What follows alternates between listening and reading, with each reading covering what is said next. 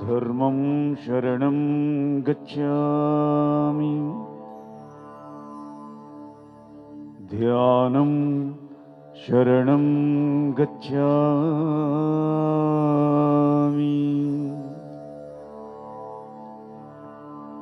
మనందరి ప్రయాణాన్ని చూసి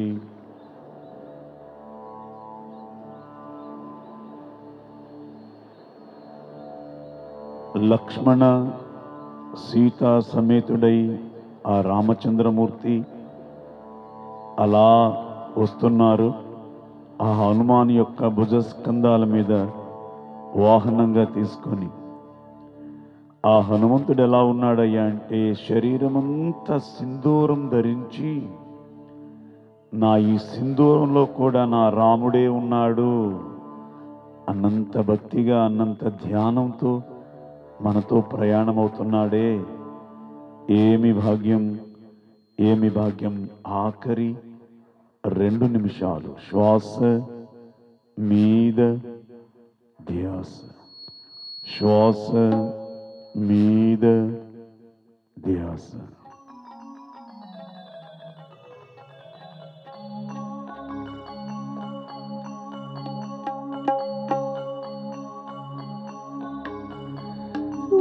సింధూరంలో సీతారాములు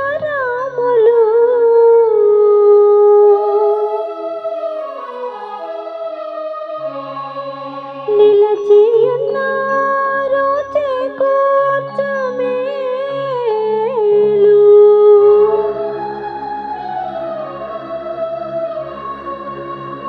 నీ సింధూరముని నొసట దిద్దిన చాలు నిజముగా అంటవు పాపాలు.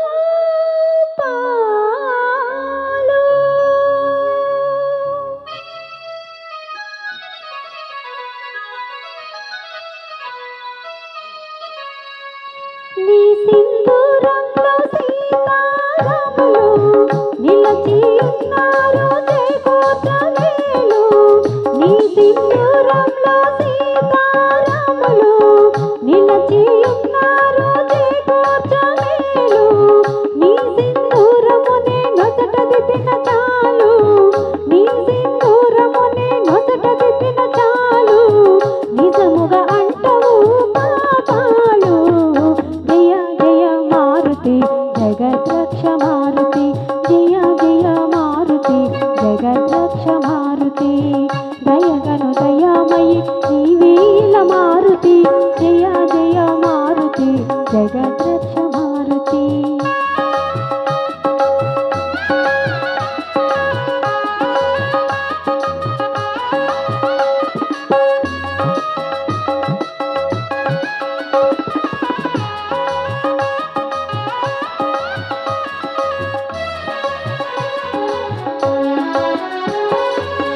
రామనామమే నీకానందము, నిన్ను ధ్యానించుటయే మాకానందము.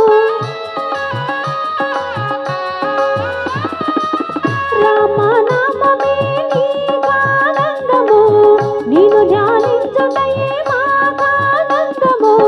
మము దీవించుటయే నీకానందము, మము దీవించుటయే నీకానందము, మము దీవించుటయే నీకానందము. జయ జయ మారుతి జగద్రక్ష మారుతి, జయ జయ మారుతి జగద్రక్ష మారుతి. దయగను దయామయి నీవేల మారుతి, జయ జయ మారుతి జగద్రక్ష మారుతి.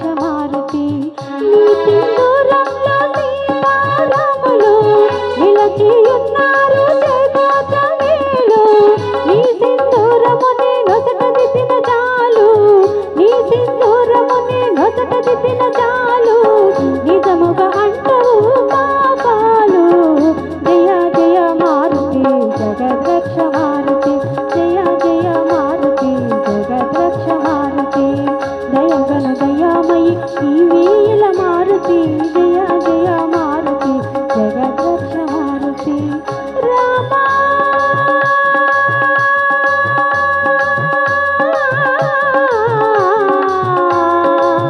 శ్రీరామ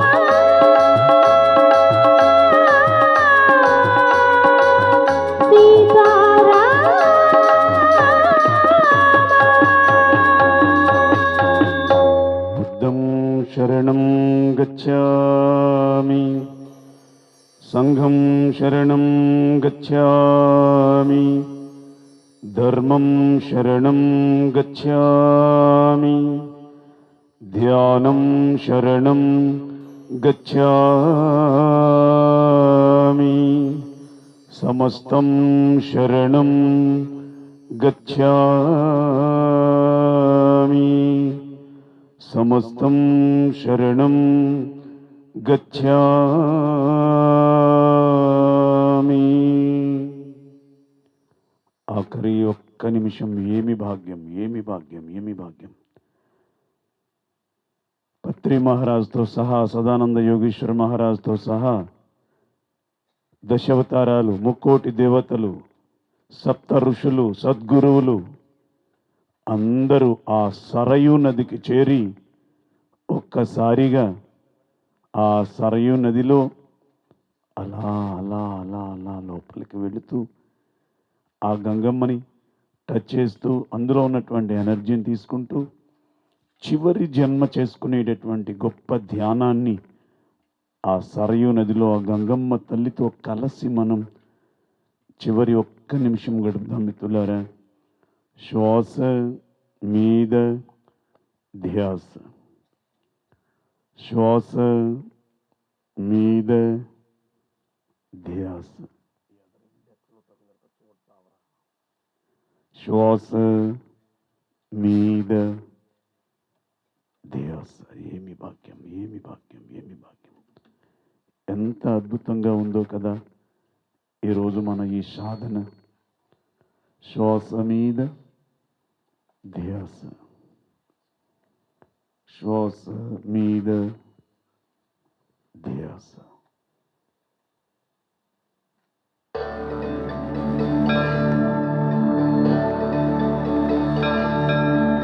ఓం నమః శివాయ, నమః శివాయ, ఓం నమః శివాయ, నమః శివాయ.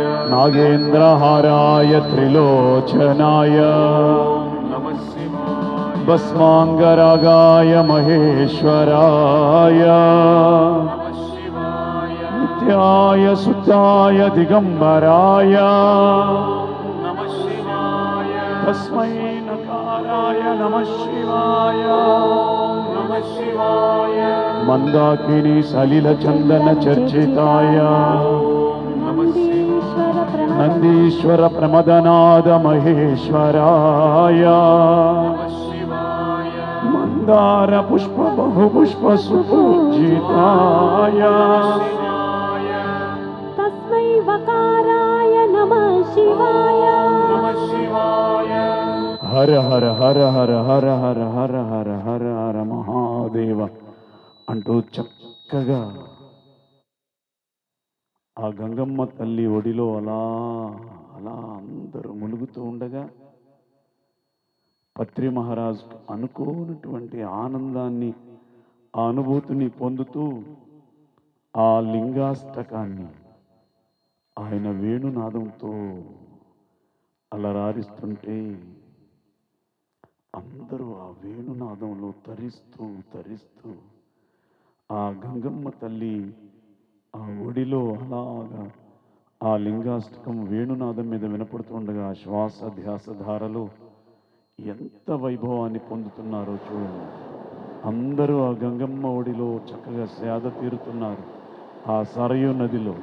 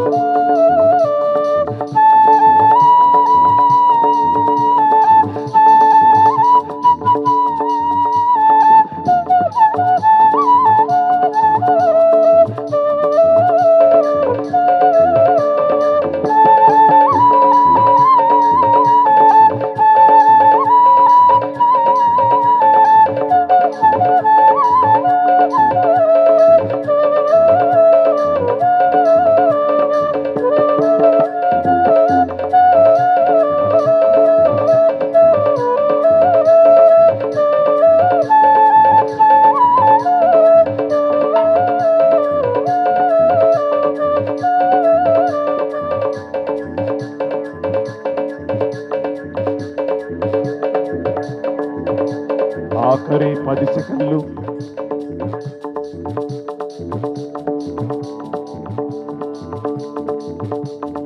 Last 5 seconds. 5 4 3 2 1 0. మెల్లిగా 2 చేతులు 2 కళ్ళ మీద ఉంచుకుందాం. 5 సెకండ్స్. 5 4 3 2 1 0. మెల్లిమెల్లిగా కళ్ళు తెరుస్తూ, మెల్లిగా చేతులు తీస్తూ, కళ్ళు తెరుస్తూ అద్భుతమైనటువంటి సంగీత నాదామృతాన్ని ఇచ్చినటువంటి ఆ ప్రకృతి మాతకి గట్టిగా గట్టిగా చప్పట్లు కొడదాం.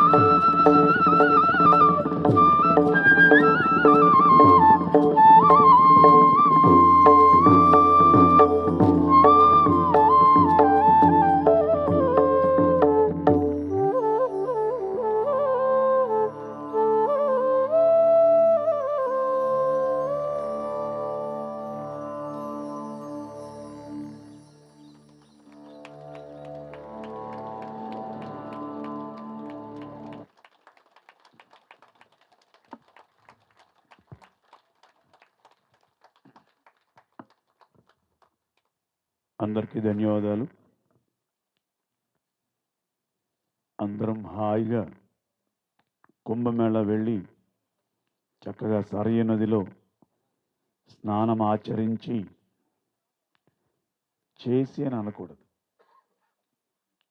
ఆచరించి. స్నానం అయితే చేసి ఇంటి దగ్గర, అది ఆ స్నానం వేరు కదా. ఆచరించి ఆనందం పొంది ఎనర్జీ తీసుకున్నాం. చివరి ఒక 5 నిమిషాలు నేను మాట్లాడి ఈ కార్యక్రమాన్ని శంకరరావుకి అందజేస్తాను. దగ్గర దగ్గర 10 రోజుల నుంచి మంచులోనే నా కార్యక్రమాలన్నీ. ఈవేళ ఎందుకో మరి శంకరరావు గారు మేడం కలిపి చిన్న టెంట్ కూడా వేశారు. ఈ 10 రోజుల నుంచి ఆ మంచులో అలా ఉండటం. నిన్నైతే 8 గంటలు ధ్యానం. మరి బంగారు తల్లి, ఎరా నీకు బుద్ధి లేదేంట్రా, నన్ను ఇంత ఇబ్బంది పెడతావని కొంచెం ఈవేళ గాత్రం రెస్ట్ ఇచ్చింది. నా గాత్రంతో ఇంకొక గాత్రం కలిపి ఈ మేడం ఈవేళ అన్ని పాటలు ఎంత అద్భుతంగా గానం చేశారు. ఆ మేడంకి ప్రత్యేక ధన్యవాదాలు తెలియజేస్తూ, భాస్కర్ గారు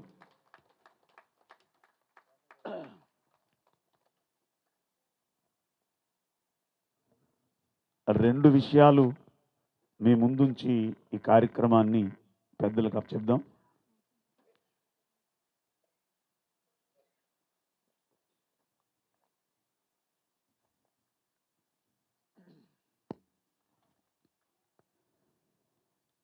ఇరవై 23 ఏళ్ళు పత్రి మహారాజుతో సజ్జన సాంగత్యం చేస్తూ, ఆయనతో ప్రయాణం చేస్తూ, ఎన్నో లెంపకాయలు తిని, అందరూ అవమానం అనుకున్నది నాకు మాత్రం సన్మానంగా భావించి ఎన్నోసార్లు లెంపకాయలు తిన్నాను నేను ఆయనతోటి. నేను లెంపకాయలు తిన్నానంటే ఆవిడ తప్పట్లు కొడుతుంది. మీకు ఎలా ఉన్నారంటే మీరు అసలు. అవునా? ఆయన స్టేజి మీద ఒకరోజు ఐఏఎస్ ఐపీఎస్ ఆఫీసర్లకి ఒక పెద్ద ప్రోగ్రాం చేస్తున్నారు హైదరాబాద్లో. నేను అప్పటికి ధ్యానరత్న, మీరు అంటున్నటువంటి ధ్యానగాన తుంబుర ఇవన్నీ వచ్చేసినాయి. ఈ పినీసులన్నీ పెట్టుకుని తిరుగుతున్నాను నేను. సీనియర్ మాస్టరు ఇవి ఉన్నాయి కదా, అవన్నీ నాకు వచ్చేసినాయి. వాటితో తిరుగుతున్నాను నేను. హైదరాబాద్లో గురువు గారికి ముందు నా ప్రోగ్రాం పెట్టారు. ఇలాగే చక్కగా ప్రోగ్రాం చేశాం. గురుగారు వచ్చారు. కార్యక్రమం టైం అవుతుందంటే తల్లి గోదావరి పాడేసుకుని అన్ని వెకేట్ చేసి స్టేజీ ఎంటీ చేసాం. 4 కుర్చీలు వేశారు. అంటే గురుగారు ఎవరెవరిని ఎలా వాడుకుంటారనేది 4 కుర్చీలు వేసి, పెద్దలు పత్రి మహారాజ్ వేదికను అలంకరించాలి అంటే ఆయన వచ్చి కూర్చున్నారు. ఆ చివరి కూర్చున్నారు, మీరు ఎందుకో తెలియదు. తర్వాత ఒక ఐఏఎస్ ఆఫీసర్ని, ఒక ఐపీఎస్ ఆఫీసర్ని ఆహ్వానిస్తే వాళ్ళిద్దరు మధ్యలో కూర్చున్నారు. ఈ చివరి కుర్చీ ఖాళీ ఉంది. ఎవరిని పిలవాలి అంటే అక్కడ చాలామంది పెద్దోళ్ళు ఉన్నారు. ఎవరిని పిలిస్తే ఎవరిని వచ్చుకుంటారని అక్కడ కమిటీ ఆయన ఆలోచిస్తుంటే పత్రిజీ గారు ఆ పిప్పలగాడిని పిలవండి పైకి అన్నాడు ఆయన. నేను వెంటనే కాలర్ ఇలా ఎగరేసుకుని, నన్ను కాబట్టి పిలిచాడు ఈయన అని చెప్పి గబగబా వచ్చి చివరి కుర్చీలో కూర్చున్నాను.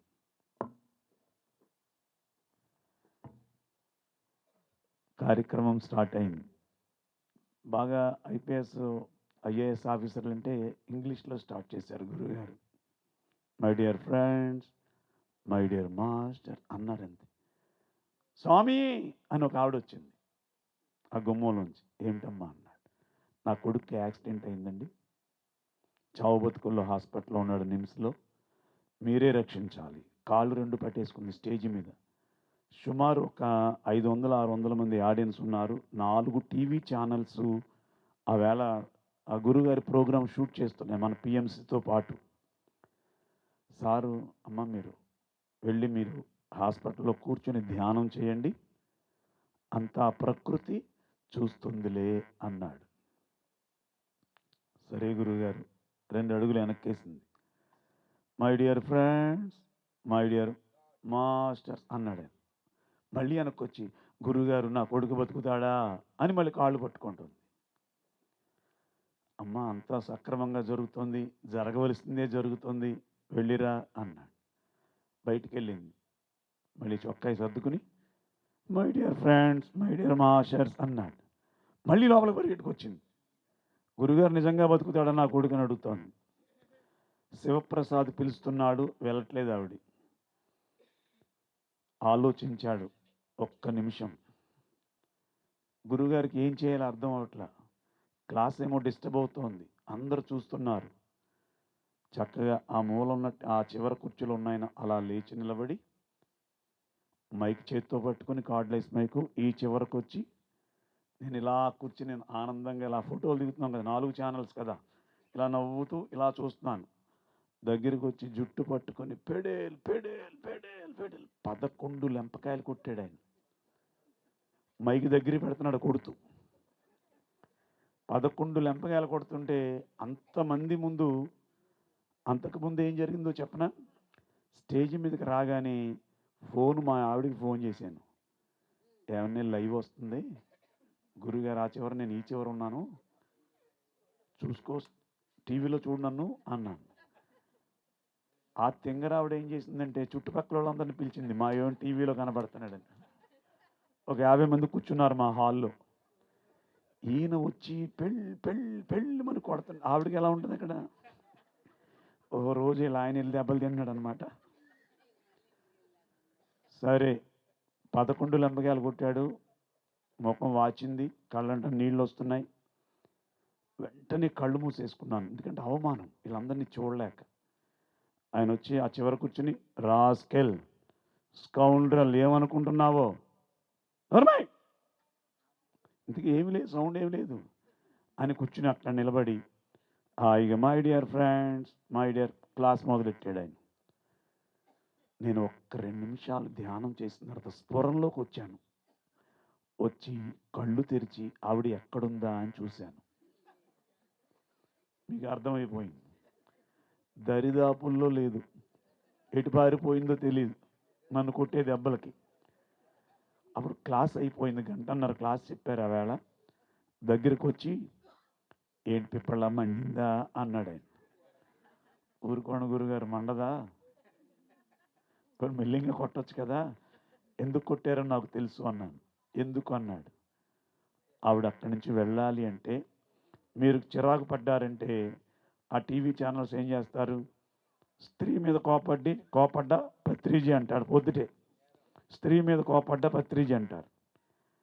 అది లేకుండా మీరు కొట్టినా నేను ఓర్చుకొని పరిస్థితిని అర్థం చేసుకునే ఒక పిరమిడ్ మాస్టర్ స్టేజ్ మీద ఉన్నాడని మీకు తెలుసు గనక మీరు నన్ను కొట్టి ప్రోగ్రామ్ సక్సెస్ చేశారు గురూజీ అన్నాను నేను.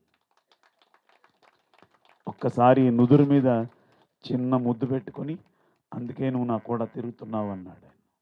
అటువంటి సంఘటనలు ఎన్నో ఎన్నో ఎన్నో అనుభవించి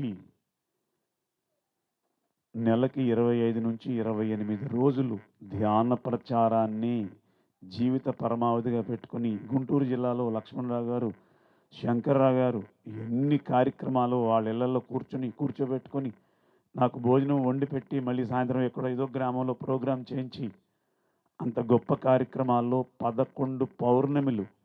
ఒక్కరోజైతే బళ్ళారి నుంచి వచ్చాం మేము. బళ్ళారిలో 5 రోజులు 6 రోజులు వరుస ప్రోగ్రాములు ఇచ్చాం సూర్యనారాయణ గారికి. సార్ మధ్యలో ఎట్టి పరిస్థితిలో నేను అక్కడికి వెళ్ళాలి, మాట ఇచ్చాను నేనని చెప్తే సరే అంటే బొలీరో ఉండేది అప్పుడు. ఆ బొలీరో వేసుకొని బళ్ళారి నుంచి ఇక్కడికి వచ్చి ప్రోగ్రాం చేసి మళ్ళీ ఇక్కడి నుంచి మళ్ళీ బళ్ళారి వెళ్ళినటువంటి సంఘటనలు కూడా ఈ ప్రాంగణంలో జరిగి మళ్ళీ ఈరోజు ఈ ప్రోగ్రాం అనేసరికి నాకు ఎంత ఆనందం అనిపించిందో. కానీ పత్రి మహారాజు ఇచ్చిన ఆయుధం వేణు ఉంది కనుక గాత్రం ఈరోజు ఇబ్బంది పెట్టిన వేణునాదంలో ఏ అమ్మ పాటలతో మనం ఈరోజు చక్కగా అద్భుతంగా ధ్యానం చేయగలిగాము అనేటటువంటి ఒక సంతృప్తి అయితే నాకుంది అని మనవి చేస్తూ 2 విషయాలు మళ్ళీ మీకు గుర్తు చేసి మైకు శంకర్రావుకి హ్యాండ్ ఓవర్ చేస్తాను. మీరు రామాయణం అంతా విన్నారు. రాముడికి సీత ఏమైందంటే నేనేం చేయను, కానీ ఒక పని చేద్దాం, తల్లి గోదావరి పాట కూడా అమ్మతో పాడించుకుందాం ఈరోజు. డ్యాన్స్ మాత్రం మనం మారొద్దు. మీ గురించి ఓకేనా? ఓకే. చిన్న మాట అడుగుతాను, అందరూ నోటితో సమాధానం చెప్పండి. ఎలా ఉన్నారు? గోవిందా. ఇది ఒక్కటి మాత్రం బాగా అంటారండి మీరు. అందరూ చెప్పండి, ఎలా ఉన్నారు? మేడం మీరు మాట్లాడట్లేదు, మీ ఆయన ఇంట్లో గొడవలు పెట్టుకొచ్చారా? చెప్పండి, ఎలా ఉన్నారు? నాకంటే గాత్రం ఇబ్బందిగా ఉంది, మీకు బాగానే ఉంది కదా. అమ్మ బాబు, ఈవిడితో పెట్టుకోకూడదు.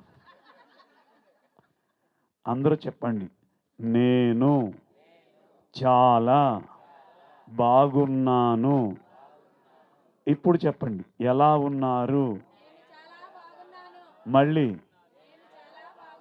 మళ్ళీ. ఎప్పుడు ఎవరు ఎక్కడ మిమ్మల్ని పలకరించినా, బాబా ఎలా ఉన్నావు? నేను చాలా బాగున్నాను. పిన్ని ఎలా ఉన్నావు? నేను చాలా బాగున్నాను. అమ్మా ఎలా ఉన్నావు? నేను చాలా బాగున్నాను. ఈ మాట తప్ప నోట్లోంచి మరొక మాట రాకూడదుగాక రాకూడదు. ఎందుకో చెప్పనా? ఒక 38 సంవత్సరం, ఇది 39వ సంవత్సరం, 39 సంవత్సరాల క్రితం నేను ఇది నామోషిగా ఫీల్ అవ్వను, చెప్పుకుంటాను ఒక అనుభవంగా. మధ్యాహ్నం 4 గంటలకి భోంచేసేవాడిని. చేసిన భోజనం మళ్ళీ తిరిగి మధ్యాహ్నం మర్నాడు 4 గంటలకి భోంచేసేవాడిని. మీలో కొంతమందిని ఎందుకు అని అడిగితే, గురుగారు మీకు ఖాళీ ఉండదు కదా, బిజీగా ఉంటారు కదా అని అంటారేమో. అది ఇప్పుడు. అప్పుడు ఖాళీ లేక భోజనం చేయడం కాదు, తినడానికి తిండి లేక రోజుకి ఒక్క పూట భోజనం 7 సంతానానికి పెట్టేది మా అమ్మ. మరి మీ నాన్నగారు ఏం చేసేవారండి? ఆయన ఒక ప్రణాళిక మీద భూమి మీదకి వచ్చాడు. ఆయన ఏం ప్రణాళిక అంటే 24 గంటల్లో 23 గంటలు మందు తాగేవారు ఆయన. 1 గంట దైనందిన కార్యక్రమాల కోసం ఉండేవారు, మళ్ళీ 23 గంటలు తాగుతూనే ఉన్నారు, తాగుతూనే చనిపోయారు ఆయన. అప్పుడు చిరాకు పడేవాళ్ళము, కానీ తర్వాత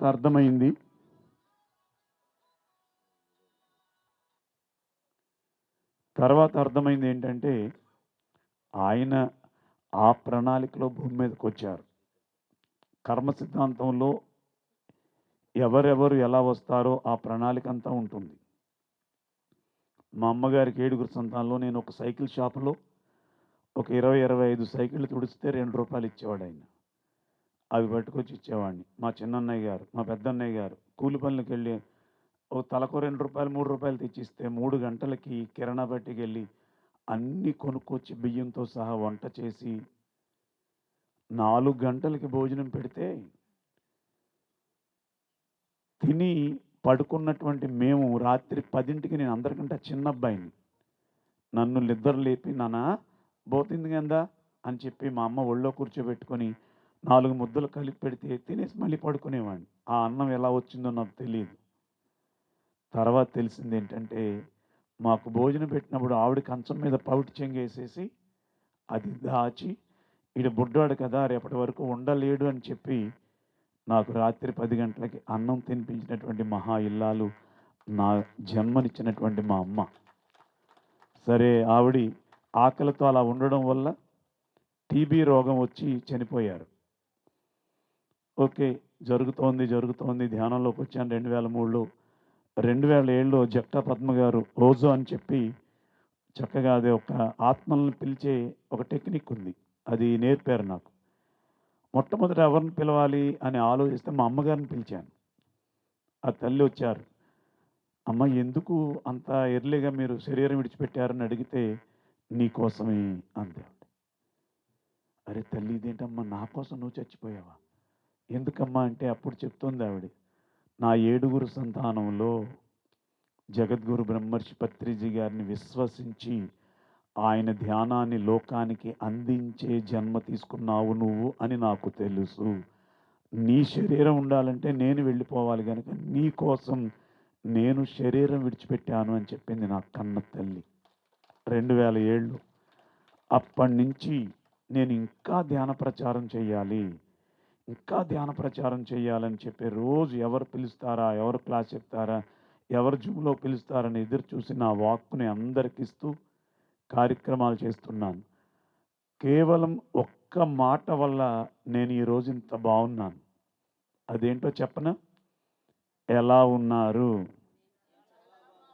చెప్పాలి అందరు, ఎలా ఉన్నారు? ఆ ఒక్క మాటే నన్ను ఈరోజు ఇంత గొప్ప స్థితిలో, ఎంత గొప్ప స్థితి అంటే ఒకప్పుడు భోజనం లేనటువంటి నాకు 2022 కరోనా వచ్చినప్పుడు 89 రోజుల్లో రోజు టీవీ ఛానల్స్ నా గురించి వాయించేసాయి. కేవలం 89 రోజుల్లో 60,000 మందికి భోజనం పెట్టాను ఈ చేత్తో నేను. ఒకప్పుడు భోజనం లేదు. అంత స్థితి ఎలా వచ్చిందంటే ఒకే ఒక్క మాట, నేను చాలా. ఇది ఎవరు చెప్పమన్నారండి అంటే 36 సంవత్సరాల క్రితం ఒక ఆంజనేయ సంగుడిలో పంతులు గారు లైన్లో నిలబడి దద్దోజనం తీసుకున్నాను నేను. తినేసి చెయ్యి నిక్కరికి తుడి చేసుకుని మళ్ళీ లైన్లో నిలబడ్డాను. చూశాడు ఆయన, వద్దన్లా, మళ్ళీ పెట్టాడు. పెట్టి నాన్న నువ్వు ఒకసారి నాకు కనిపించెళ్ళు అన్నాడు ఆయన. ఇంకేమైనా అట్టుపళ్ళు ఇస్తాడేమో అని చెప్పి పక్కకు నిలబడ్డాను. అది తినేశాక నానా భోజనం చేయలేదా అన్నాడు. మీకు ఎలా తెలుసు స్వామి అన్నాను. నేను నిన్ను 2-3 సార్లు చూశాను, ప్రసాదం తిన్నట్టుగా తినట్లేదు నువ్వు, ఆకలితో ఉన్నట్టుగా తింటున్నావు నువ్వు, ఏం జరుగుతోంది అంటే కుటుంబ విషయాలన్నీ చెప్పాను. అది లేదు, ఇది లేదు, ఇది లేదు, నా బాగుంది లేదు.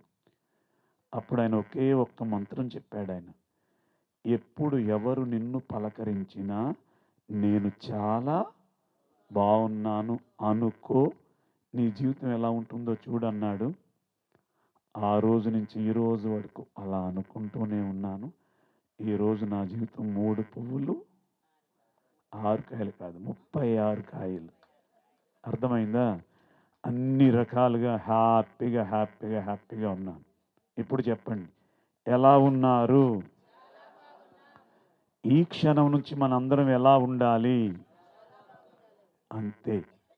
కానీ చాలామంది నేను పలకరిస్తుంటే, ఇందాక ఇక్కడికి వచ్చిన తర్వాత కూడా చాలామంది వచ్చి గురుగారు నమస్తే అంటే ఎలా ఉన్నారమ్మా అంటే ఈ మధ్యలో మోకాళ్ళ నొప్పులు వచ్చినాయండి, ఈ మధ్యలో వచ్చిన నడుము కూడా నొప్పి వచ్చిందండి బాబా, ఆవేశం వచ్చేస్తుంది, మెట్లు ఎక్కలేకపోతున్నాను, నా బాగుందా? ఈ దరిద్రాలన్నీ నాకు అవసరమా? ఎవరికైనా అవసరమా? నిన్నేమన్నానమ్మా, ఎలా ఉన్నావు? బాగున్నానండి, అయిపోయింది కదా. ఇంకొక ఆవిడ ఉంది, ఇక్కడ ఉంది, ఆవిడ కోపం వస్తుందేమో. ఆవిడ రోగాల లిస్ట్ అంతా నాకు చెప్పి చివర్లు అంటుంది, మీ బాబాయ్ కూడా షుగర్ వచ్చింది బాబా. రాదా? ఎన్ని మేకలను వేసాడు, ఎన్ని కోళ్ళని వేసాడు, ఎన్ని చేపలను వేసేసాడు. వస్తుంది. పూర్వజన్మ కృతం పాపం వ్యాధి రూపేణ పీడ్యతే. మనకున్నటువంటి రోగాలు ఆ వాతావరణం, ఈ వాతావరణం, ఇట్ ఇస్ నథింగ్. ఆ రోజున మన తాత ముత్తాతలప్పుడు ప్రకృతి ఎలా ఉందో ఇప్పుడు కూడా అలాగే ఉంది. మనం అలా లేవు. మనం అలా లేవు గనక రోగాలు వస్తున్నాయి. శాకాహారం యొక్క విలువల్ని, మాంస భక్షణ యొక్క రాక్షసత్వాన్ని చెప్పాలంటే ఆకురాతి శంకర్రావు గారు ఎన్ని ర్యాలీలు చేశారో, ఎన్ని ర్యాలీలు చేశారో, ఎంతమంది చేత ర్యాలీలు చేయించారని గట్టిగా చెప్పట్లు కొడదాం. ఈ శరీరానికి శాకాహారాన్ని ఇస్తూ, ఈ మనసుకి శ్వాసాహారాన్ని ఇస్తూ, ఈ ఆత్మని చక్కగా ఉంచగలిగితే ఈ జీవితం ఆఖరి జీవితం, చివరి జన్మ అవుతుందని పత్రిజీ గారు ఎంతో చక్కగా చెప్పారు. అందుకని మనకున్నటువంటి ఇబ్బందులు మన వల్లే వచ్చినాయి. ఇదొకటి తెలియాలి. నా సమస్యకి కారణం చెప్పాలి. నా సమస్యకి కారణం నేనే. కానీ మనం ఏం చేస్తాం? ఇప్పుడు గొంతు చిరాగ్గా ఉంది కదా, ఇందాక ఉప్మాలో ఏది వేసేసి ఉంటారండి, అందుకే గొంతు పోయింది. నీ బొంద ఉప్మా ఏది తినలేదు నువ్వు అసలు. ఉప్మా తినుంటే గొంతు బాగా వచ్చినేమో.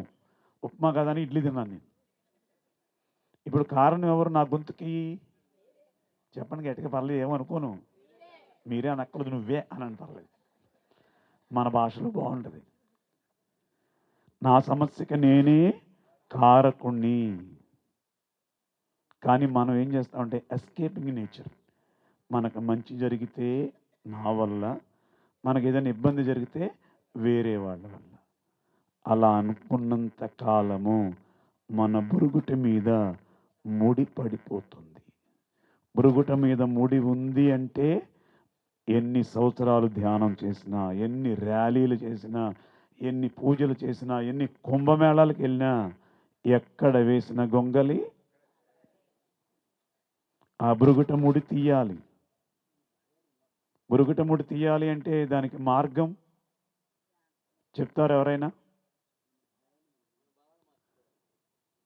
భావన మార్చుకోవాలి, ధ్యానం, ఓకే, ఇంకా గుణాలు మార్చుకోవాలి, అహం తగ్గించుకోవాలి.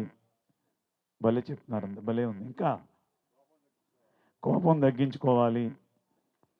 మీకు వెళ్ళేటప్పుడు ఏదైనా సైకిల్ అడ్డం వస్తే అప్పుడు తెలుస్తుంది. చాలాసార్లు చెప్పాను స్టేజ్ మీద నేను. ఒక మహానుభావుడు కాషాయ వస్త్రాలు ధరించి శాంతము శాంతి, మనం శాంతంగా ఉంటే శాంతి వస్తుంది, మనం శాంతిలో ఉంటే శాంతం వస్తుంది. 3 గంటలు చెప్పాడు. సన్మానం చేశారు. ఆ దండలతో కిందకి దిగాడు. కింద చెప్పులు చూసుకున్నాడు, కనపడలేదు. ఏమైంది ఇప్పుడు? వాడి దుంప దగ్గర శాంతమో లేదు, వాడి దగ్గర కేవలం చెప్పుల దగ్గరే పోయింది మొత్తం అంతా. 3 గంటల కార్యక్రమం. మరి ఇవన్నీ ఎలా పోతాయి? మనం అనుకుంటాం స్టేజ్ మీద చెప్పినంతసేపు ఈ వక్తకి కూడా సూపర్గా, అసలు నేను ఆచరించింది అంటాడు వీడు. కానీ అలా అన్నాడంటే వీడు ఆచరించట్లేదు. వినేవాళ్ళు అనుకుంటారు రేపటి నుంచి మనం కూడా ఇలాగే ఉండాలనుకుంటారు. స్టేజ్ దిగి ఈ బుద్ధుడి బొమ్మ దగ్గర నుంచి బయటికి వెళ్ళిన తర్వాత మళ్ళీ ఎవరి దారి వాళ్ళది. ఎందుకు జరుగుతోంది అంటే ఈ బురుగుట మీద ముడి ఉంటుంది. మరి ఆ ముడి లేకపోతేనే శాంతం వస్తుంది, ముడి లేకపోతేనే ధ్యానం కుదురుతుంది, ముడి లేకపోతేనే జీవితం పట్ల అవగాహన వస్తుంది. మరి ఎలా దాన్ని తొలగించుకోవడం? ఒకే ఒక్క విషయం 30 నెలల క్రితమే తెలిసింది నాకు. ఆ బురుగుట ముడి ఎలా పోతుందో తెలుసా అండి? చిన్న చిరునవ్వు వల్ల ఆ బురుగుట ముడి పోతుంది. చిన్న చిరునవ్వు అంటే పెదాల మీద ఎప్పుడు ఏముండాలి?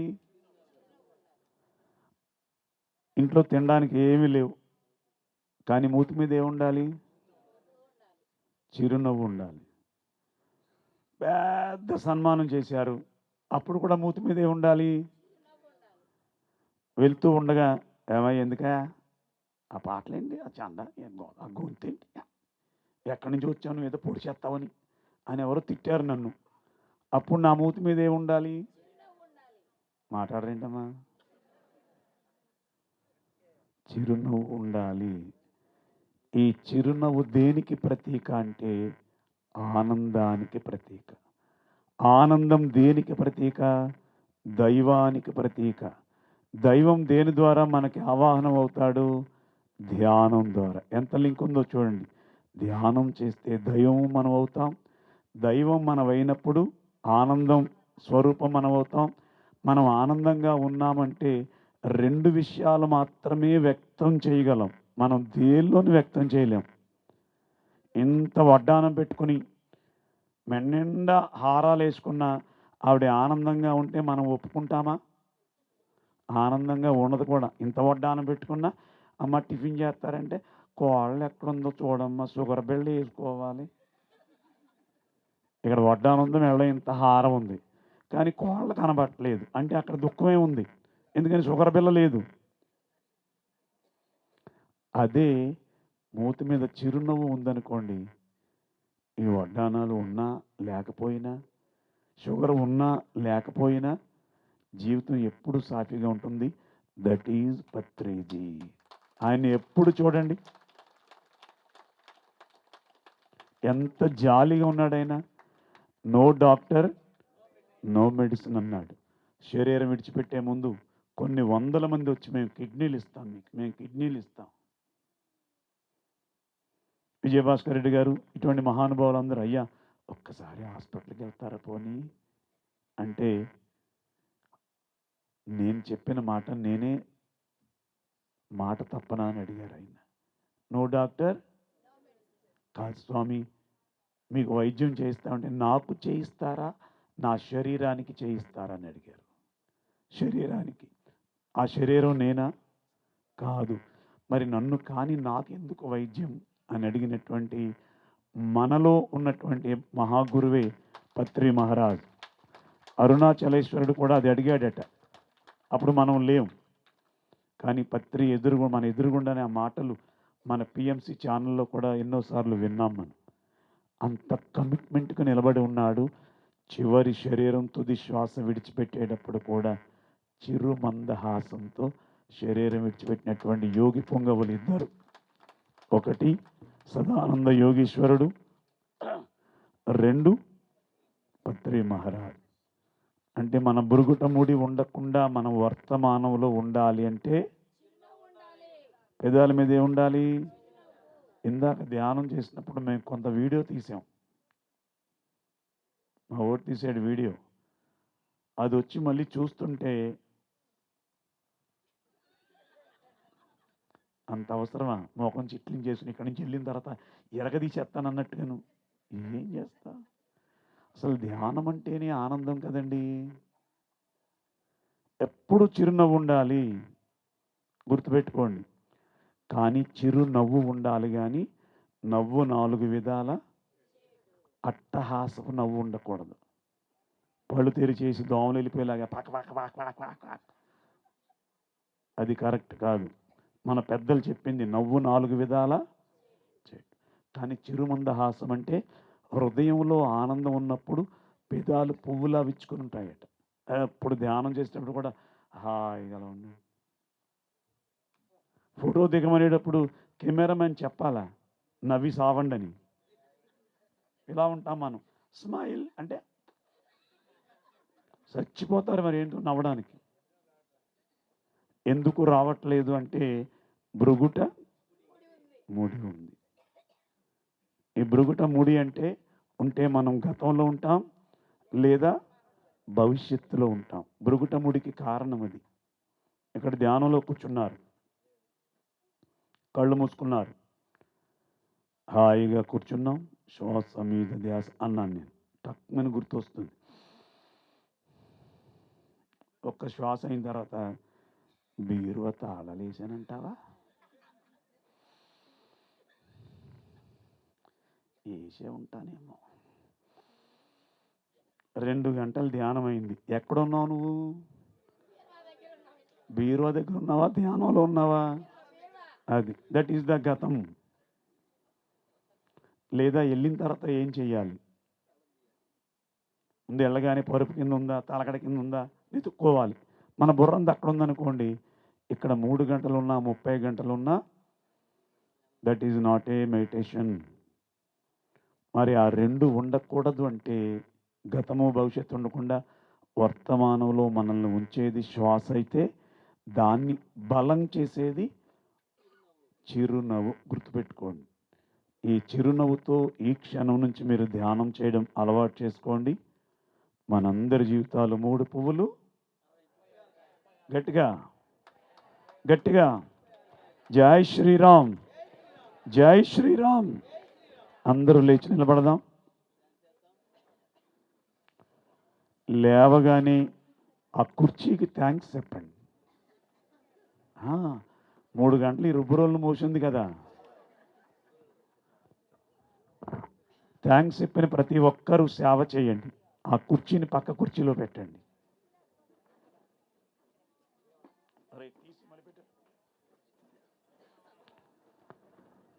మళ్ళీ పాట అవ్వగానే ఎవరి కుర్చీ వాళ్ళు మళ్ళీ సర్దాలి. ప్లీజ్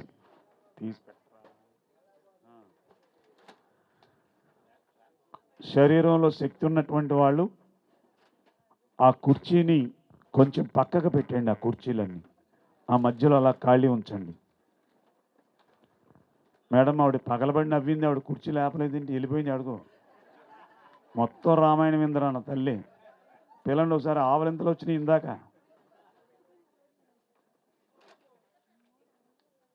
ఆ కుర్చీలన్నీ పక్కకు పెట్టండి.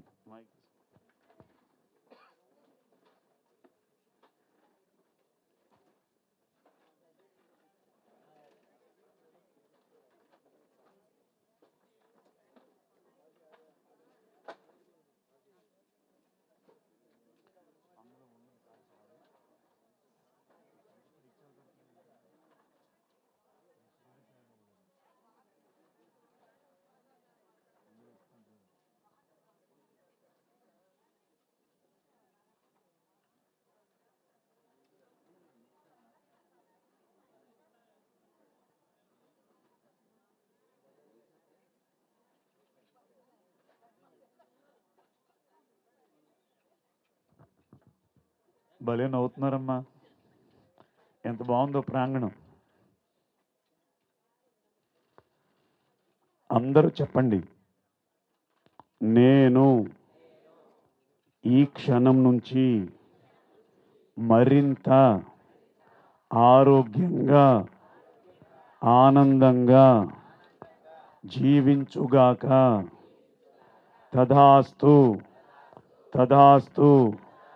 నేను ఈ క్షణం నుంచి మరింత ఆరోగ్యంగా ఆనందంగా జీవించుగాక. తదాస్తు తదాస్తు. జీవించుగాక అన్నవాడెవడు? తదాస్తు అన్నవాడెవడు? జీవించుగాక అన్నవాడు జీవుడు, తదాస్తు అన్నవాడు దేవుడు. వీళ్ళిద్దరు ఎవరు? మనమే. ఆ జీవుడు ఆ దేవుడు మనమే. ఇప్పుడు నేను దేవుణ్ణి కాదు అన్న వాళ్ళు ఎవరన్నా చేతులు ఎత్తండి. ఒక్కళ్ళు లేరు. దేవుడు పక్కి వాళ్ళ జీవితాల్లో ఏలేడతాడా? మరి మనం ఎందుకు పెడుతున్నాం? వాడు అట్ట, వీడెట్ట, వాడు దాని తీరిపోయాడు కదా, తెల్లారితే ఇదే గోల కదా. ఎవరు అలా మాట్లాడతారో వాళ్ళు దేవుడి స్థాయి నుంచి జీవుడిగా, జీవుడి స్థాయి నుంచి కూడా నిర్జీవుడిగా దిగజారిపోతాడట ఎంత ధ్యానం చేసినా. అందుకే పత్రి మహారాజ్, నీ నోటిలోని మాట నీ నుదుటి మీద వ్రాత అన్నాడు. ఆనందాన్ని 2 రకాలుగా వ్యక్తం చేయగలం. ఒకటి చిరునవ్వుతో, మేడం సెలకట్టమని కాసేపు అమ్మా అని చెప్పి కట్టేమ్మా, లేదా నా అకౌంట్లో వేసేయమనండి, పర్లేదు, మీ అకౌంట్ నిండిపోయినట్టుంది.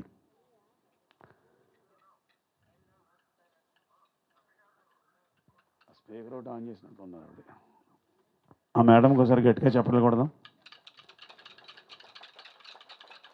2 రకాలుగా ఆనందాన్ని వ్యక్తం చేయగలం. ఒకటి చిరునవ్వు, రెండవది నృత్యము. అందుకని కోలాటం వేసేవాళ్ళు కాకుండా మిగతా వారు ఒక 5, 6 ఒకళ్ళు చేయి ఒకళ్ళు పట్టుకోండి, ఎనర్జీ షేర్ చేసుకుందాం. ఒక 5, 6 మేడం ఆ కర్రలు అక్కడ పెట్టా తయారైపోగలరు. నేను చెప్పినట్టు ముందు ఎవరి మీద పగ ఉన్నట్టుంది వాడికి, ఇలా అంటే పడకని కూడా ఉంది. ఒక 5, 6 అలా చేతులు పట్టుకోండి. ఆ పైన వారు కూడా ప్లీజ్ ఒకళ్ళ చేయి ఒకళ్ళు పట్టుకోండి, అందరూ ఆనందాన్ని షేర్ చేసుకుందాం. తల్లి గోదావరి పాడుతూ ఉండగా మనందరం చక్కగా నృత్యం చేద్దాం రామరెడ్డి గారితో సహా.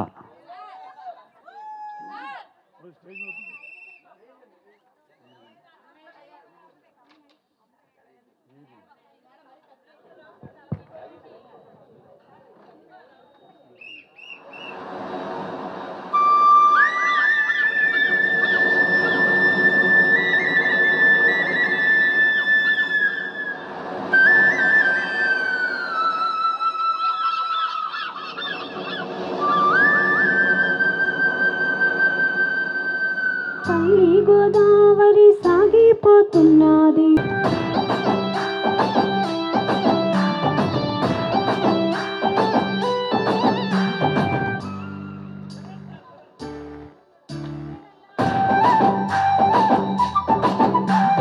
నిరుపేన శ్వాస మీద ధ్యాసతో చెయ్యాలి ఈ ధ్యానం. ఇదే సత్యమంటూ ఇదే వేదమంటూ బోధించినాడు బ్రహ్మర్షి పత్రిజీ. తల్లి గోదావరి సాగిపోతున్నది, పరమాత్మ రూపం ఈ సృష్టి లోకం, అందరికీ శ్రేయస్సు ఈ పిరమిడ్ ధ్యానం. ఇదే సత్యమంటూ ఇదే వేదమంటూ బోధించినాడు బ్రహ్మర్షి పత్రిజీ. తల్లి గోదావరి సాగిపోతున్నది, శ్వాస మీద ధ్యాసతో సాగిపోతున్నది. తల్లి గోదావరి సాగిపోతున్నది, శ్వాస మీద ధ్యాసతో సాగిపోతున్నది. దేశ విదేశాలకు సాగిపోతున్నది, ఈ ప్రపంచమంతా నిండిపోతున్నది. దేశ విదేశాలకు సాగిపోతున్నది, ఈ ప్రపంచమంతా నిండిపోతున్నది. తల్లి గోదావరి సాగిపోతున్నది. ఈ మాఘ పౌర్ణమి ధ్యానం నుండి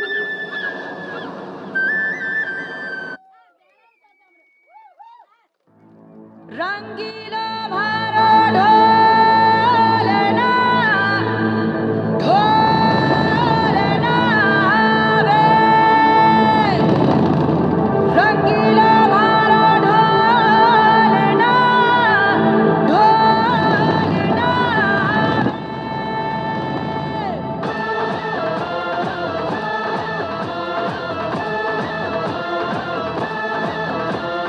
आयो रे मारो ढोलना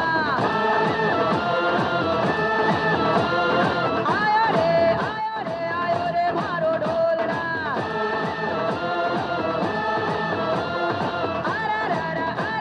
आयो रे मारो ढोलना आयो रे मारो ढोलना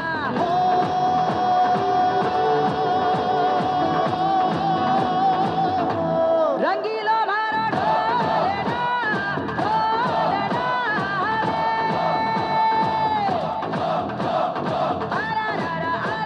आयो रे मारो ढोलना आयो रे मारो ढोलना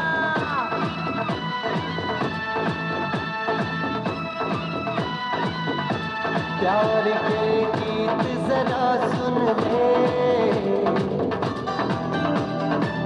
ओ प्यार के गीत जरा सुन ले, मैं आया